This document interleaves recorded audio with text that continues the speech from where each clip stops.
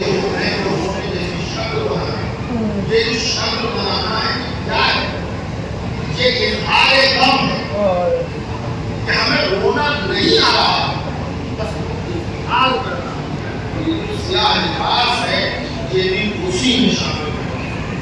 اور تبادلہ میں یہ بھی، تو اس لیے اس بات کا خیال رکھیں، بزرگوں سے معذرت کے ساتھ دستے ادب کو کہ اس چیز کا خیال کہ کم سے کم جب مجلس میں شہدا ہے تو ان چیزوں کا خیال رکھیں اور مجلس کو غور سنیں۔ اور الحمدللہ امید ہے، اس نے ذہن میں رکھتا ہوں کہ یہاں ایسا کوئی کسی کے ذہن میں ایسی کوئی بات نہیں ہوگی کہ جیسے عام طور سے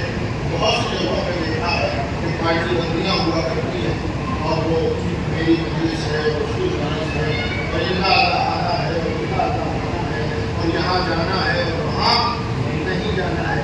نہ کسی کا خانہ ہے نہ کسی کے باپ کا خانہ۔ جو بھی اللہ خانہ ہے اس سیدہ کے لاڈلے کا خانہ۔ اگر کسی نے گھر میں بھی اللہ خانہ سجایا ہے وہ تمہارا دشمن بھی ہے نا، تو صرف یہ سوچ کے جاؤ کہ اب یہ گھر اس کا نہیں رہا، سیدہ کے لاڈلے حسین کا گھر ہوگا۔ یہ تو ایام رضا آتے ہیں نا، دلوں سے ضرورتیں نکالنے کے لیے، محبتیں پیدا کرنے کے لیے، سیاست کو ختم کرنے کے لیے، دماغ میں جو تکبر، غرور اور وہ حکومت کے بلبلے جو دماغ میں بیٹھے ہوئے ہیں، جو خرچ اللہ یہ ایام رضا ان سب کو نکالنے کے لیے کیا ہوتا ہے۔ ورنہ سوچئے وہ آدمی یہ غرور ہی تکبر ہی کو جو ختم کرنا ہے کہ وہ شخص کہ جو کبھی بہت نازک مزاج ہے، وہ کیسے ہمارے گھروں میں کہ وہ کیلے پہ پیر پڑ گیا تھا تو مسئلہ ہو گیا، نازک بہت، ایسے نازک افراد بھی چلچلاتی ہوئی دھوپ میں حضائے امام حسین علیہ السلام کو جلوس پاپ رہنا ہو جاتے ہیں، جنہوں نے کبھی اپنے پیر سے چپل نہ اتاری، وہ بھی علم دیکھ کے تازیہ دیکھ کے چپل اتار کے اس کی زیارت کے لیے آتے ہیں، جوتا اتار دیا کرتے۔ یہ کیا ہے؟ پاپ رہنا ہو گیا، یہ کیا ہے؟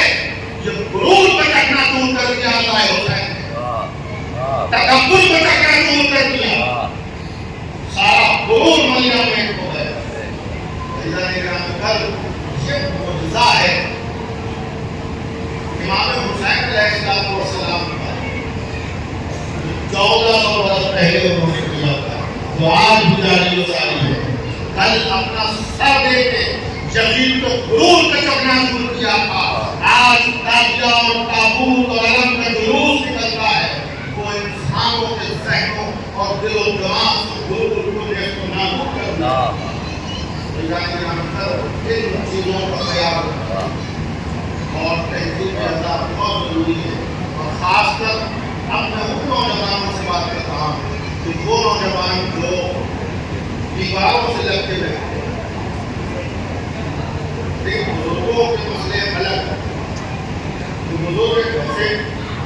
ایک لفظ بزرگ ہے اور ایک لفظ بوڑھا، تو الحمدللہ ہماری قوم بوڑھے نہیں ہوتے، بزرگ ہوا کرتے ہیں۔ ہم تو ان کے ماننے والے ہیں کہ جن میں کا 80 سال کا بزرگ نے ہو گیا، کمر پہ پٹا باندھ کے اور اپنے پلکوں کو اٹھا کے میدان کربلا میں یزیدیوں سے اس طرح سے جنگ کرتا ہے جیسے کہ 18 سال کا کوئی جوان جنگ کر رہا، ان کے ماننے والے ہیں۔ تو یہ جوانوں کی کہانی خریدا ہو رہی ہے، جوانوں کو چاہیے دیوار چھوڑ کے بیٹھا کریں اور بتائیں کہ ہم مظاہر کے ماننے والے، ہم مسلم نوسطہ کے ماننے والے، علی اکبر کے پیروکار ہیں، ہمارے دلوں میں جذبے ہونا چاہیے، وہ جوش ایمان اور مقابلہ ہونا چاہیے۔ کربلا ہمیں بلبلا رہا ہے،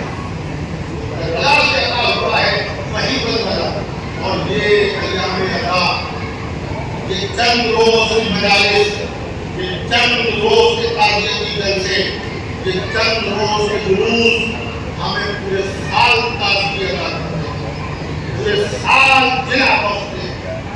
ہمیں اسلوب حیات دیا کرتے ہیں۔ اللہ کے یہاں کل انشاءاللہ باقی کل آج پہلی محرم کو سب یہاں جمع ہے امام حسین علیہ السلام اور آنسو بہانے گریہ کرنے کے۔ میں نے ابھی عرض کیا جب بھی مجلس ہوتی ہے تو ظاہر میں تو صرف ہم چند افراد جمع کرتے ہیں، نہ جانے کتنے لوگ یہاں کتنوں کی روحیں یہاں، کتنے جنات یہاں موجود ہیں،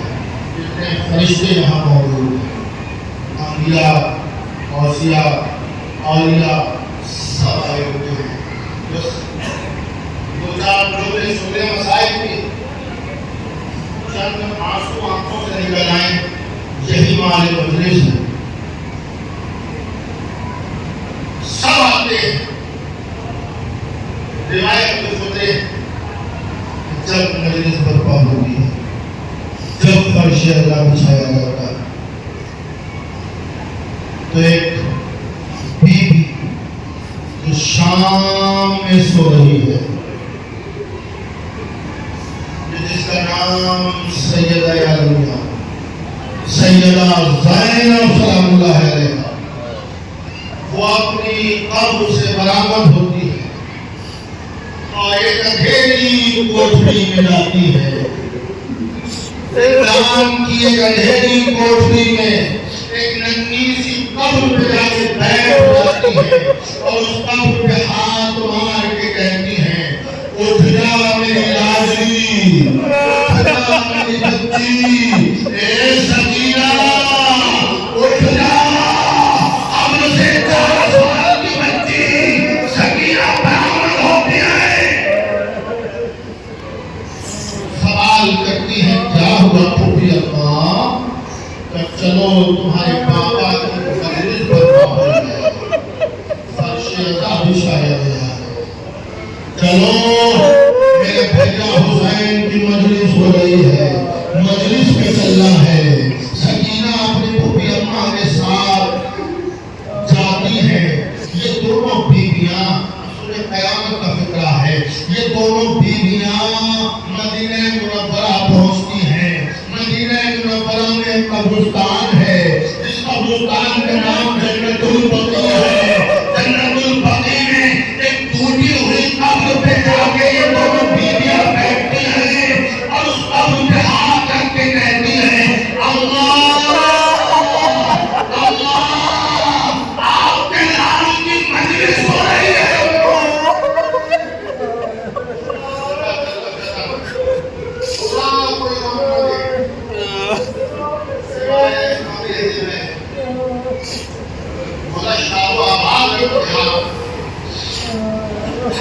اماں چلیے، اماں آپ کے لال کی مجلس برپا ہو رہی ہے۔ اس ٹوٹی ہوئی قبر سے ایک ضعیفہ رہنے کی طرح کہہ تو دیا، کاش محفوظ کر پاتے۔ ضعیف کسے کہتے ہیں؟ ارے وہ 60-70 برس کا ہو جاتا ہے، اس سے پہلے ضعیف نہیں کہا جاتا، لیکن حارے مصیبتیں زہرا 18 برس کی ہے، لیکن ضعیف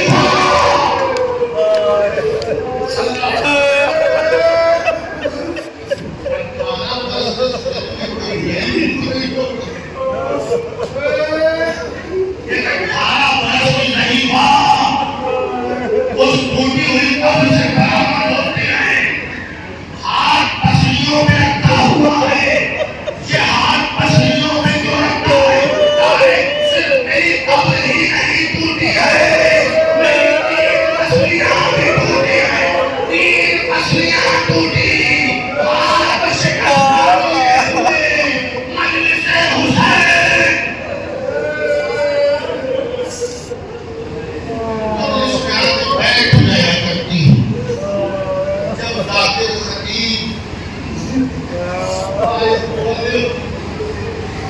مسائل پڑھنا شروع کرتا پر نام حسین لیتا ہے مومنین بلک بلک کے رونے لگتے ہیں نام حسین پر مصیبت حسین سن کے کریا کرنے لگتے ہیں آنکھیں چھلکنے لگتی ہیں مودت کے سمندر سے عشق برستے تو اس وقت وہ 4 سال کی بچی سکینہ اپنی پھوپھی ابا کی طرف مخاطب ہوتی ہے کبھی اپنی دادی کو دیکھتی ہے اور کہتی ہے یہ بتائیے پھوپھی ابا یہ کون لوگ ہیں کہ جو گریا کر رہے ہیں جو رو رہے ہیں یہ کون افراد ہیں تو کہتی ہیں جناب زینب آپ کے میری لاڈلی سکینہ یہ تم کیوں پوچھ رہی ہو کب پوچھ اس لیے رہی ہو میرے بابا کا نام آیا ہے میرے بابا کی مصیبتیں بیان کی جا رہی ہے رو یہ رہے ہیں اتنا بتا دیجیے پھوپھی اماں کہ میرے بابا ہی رو رہے ہیں یا اتنا بھی کوئی حسین تھا اللہ کہ اتنا بھی کوئی حسین تھا شہرانی فرماتی ہے اے میری لاڈلی سکینہ جو تیرا بابا حسین ہے نا وہی کا مولا حسین ہے پھوپھی اماں یہ رو کیوں رہے ہیں کہیں میرے بابا سے محبت کرتے ہیں یہ میرے ماجائے حسین سے محبت کرتے ہیں اس لیے یہ کریا کر رہے ہیں آپ کی حالات دیکھ کے جناب سکینہ اور آپ کا کریا دیکھ کے اپنے رخساروں میں ہاتھ رکھ کے کہتی ہیں اے پھوپھی اماں کاش کے کربلا میں ہوتے آپ نے کیا ہے میری تمام ہے اے پھوپھی اماں کاش کے کربلا میں ہوتے تو میرے رخساروں میں تماچے لگائے جاتے میرے کانوں سے بلے نہ چھینے جاتے میری لبیں نہ پھٹتی خون نہ بہتا اے پھوپھی اماں میرا کامل نہ چلتا ارے پھوپھی اماں میرے 6 مہینے کے اصغر کے گلے میں تیر جاتا اے پھوپھی اماں 18 برس کے تیجا علی اکبر کے سینے میں پنچھی کا پلنا ہٹا اے پھوپھی اماں میرے ججا کے بازو سلامت رہتے اے پھوپھی اماں نہ سن کا کل خنجر چلتا نہ میرے بابا اے پھوپھی اماں یہ سب کہاں تھے